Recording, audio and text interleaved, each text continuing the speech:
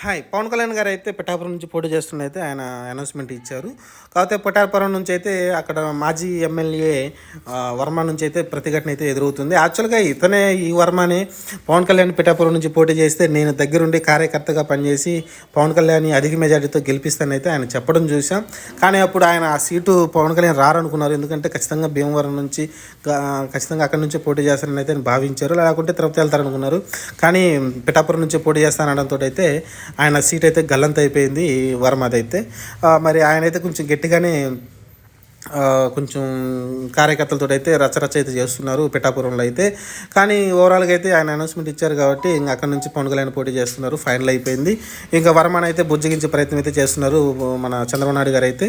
ఆయన అలానే విజయవాడ కూడా రమ్మని, అమరావతి రమ్మని అక్కడ కలవమని అయితే చెప్పడం చూసాం చంద్రబాబు నాయుడు గారు. కానీ ఆయన కార్యకర్తలు మాట్లాడి నేను వచ్చి కలుస్తానని అయితే ఆయన చెప్పడం చూసాం. ఇది ఓవరాల్గా వర్మ అయితే కొంచెం రచ్చలేపుతున్నాడు. మరి అది ఎంతవరకు రేపు ఓట్లు మరి చీలుస్తాడా లేకుంటే మళ్ళీ ఇండిపెండెంట్గా ఏమైనా మళ్ళీ పోటీ చేస్తాడు. ఎందుకంటే 2014లో ఆయనకు సీటు ఇవ్వలేదు టీడీపీ కూడా. ఆయన ఇండిపెండెంట్గా పోటీ చేసి ఆయన ఎమ్మెల్యేగా అయితే గెలవడం చూసాం. ఆ తర్వాత మళ్ళీ టీడీపీలో జాయిన్ అయ్యారు.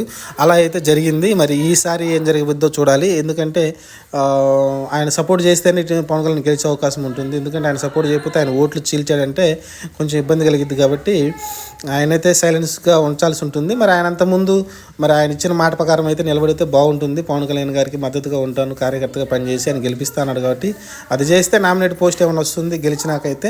మరి చూద్దాం మరి ఎంతవరకు ఆయన సపోర్ట్ ఇస్తారు వర్మ గారు అయితే.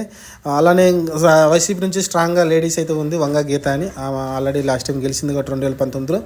ఆమె కూడా స్ట్రాంగ్ లీడరే. మరి ఆమెను ఎవరు ఎంతవరకు ఎదుర్కొంటారో చూడాలి పవన్ కళ్యాణ్ గారు అయితే. ఇది ఓవరాల్గా. ఇంకొకటి విషయం బయటకు వచ్చింది. యాక్చువల్గా ఆయన ఎంపీగా కూడా పోటీ చేశారని అయితే వచ్చింది. యాక్చువల్గా ఆయన 2 చోట్ల పోటీ చేయాలి, కానీ ఒక చోట ఇప్పుడు అనౌన్స్మెంట్ ఇచ్చారు కాబట్టి పిఠాపురం. మరి ఎంపీగా కాకినాడ నుంచి పోటీ చేశారంటే ఎమ్మెల్యేగా ఎంపీగా 2 చోట్ల అయితే పోటీ చేయాలి. ఎందుకంటే ఒక చోట గెలిచినా అటు పార్లమెంట్గానే వెళ్ళొచ్చు, లేకుంటే ఇటు అసెంబ్లీకి వెళ్ళొచ్చు అనే ఆలోచనలు అయితే కనిపిస్తుంది పవన్ కళ్యాణ్ మాటలను చూస్తే అయితే. ఎందుకంటే ఎంపీగా ఆయన పోటీ చేస్తారన్న విషయాన్ని ఆయన దగ్గర ప్రస్తావన వచ్చినప్పుడు నేను పెద్దలతో మాట్లాడి అయితే ఆయన ఫైనల్ చేసుకుంటాను అడిగారు, నన్ను ఎంపీగా కూడా పోటీ చేయమని అడిగారు. కానీ నేను ఇంకా ఫైనల్ కాలేదు. కొన్ని పెద్దలతో మాట్లాడినాక అది ఫైనల్ చేస్తానని చెప్పారు. మరి ఆ పెద్దలు ఎవరు నాకైతే ఐడియా లేదు. ఆయన పార్టీలో ఇంకా పెద్దలు ఎవరైనా ఉన్నారంటే నాగబాబు గారు లేకుంటే నాదన్న మనోహరి వాళ్ళిద్దరే ఉంటారు కాబట్టి వాళ్ళ మాట అయితే నిండు ఖచ్చితంగా ఈయన మాట ఫైనల్ ఉంటుంది. ఇంకా పెద్దలంటే కలిసి అమిత్ షా, నడ్డా గారు ఏమన్నా తీసుకుంటారేమో, లేకుంటే చంద్రబాబు గారు మళ్ళీ సలహా ఇస్తారేమో, నువ్వు ఎమ్మెల్యే కన్నా ఎంపీగా పోటీ చేస్తే బాగుంటుందేమో అని చెప్తారేమో. ఇది ఓవరాల్గా. ఎందుకంటే ఆల్మోస్ట్ పవన్ కళ్యాణ్ని తీసేయడానికి చూస్తారు. ఎందుకంటే లోకేష్కి ఎప్పుడైనా ఇబ్బందే కాబట్టి. ఎందుకంటే నెక్స్ట్ టర్మ్ ఖచ్చితంగా చంద్రబాబు నాయుడు గారు ఉండరు కాబట్టి ఆయన పార్లమెంట్ పంపించేస్తే ఇక్కడ ఆంధ్రప్రదేశ్లో లోకేష్ గారు స్వతంత్రంగా పనిచేసుకోవచ్చు. ఇది ఆయన ప్లాన్ అయ్యి ఉండొచ్చు.